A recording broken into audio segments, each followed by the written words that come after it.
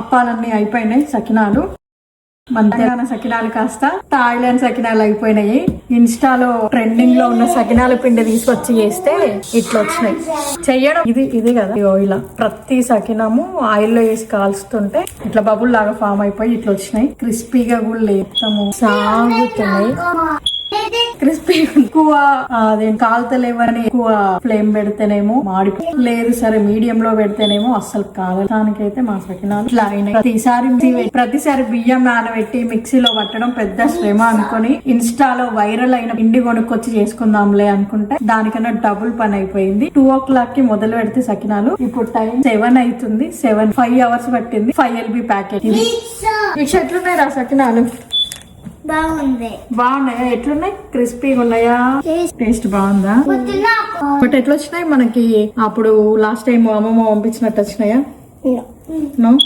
ఎందుకు ఎట్లున్నాయి రా ఈసారి? అప్పుడు గుడ్డు చెక్కినప్పుడు ఇప్పుడు బ్యాడ్ చెక్కినప్పుడు ఉన్నాయా? నువ్వే కదా పిండి కలిపింది, ఎందుకు బ్యాడ్ అయినాయి?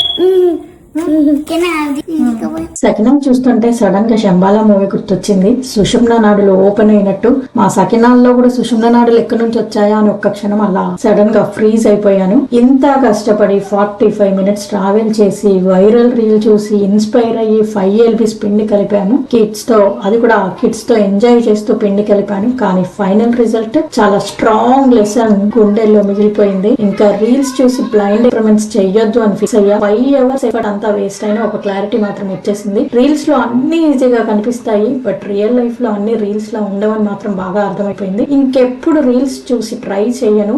మా కిచెన్ లో అయితే ఒక శంబాలా మూవీ అయితే కనిపించేది.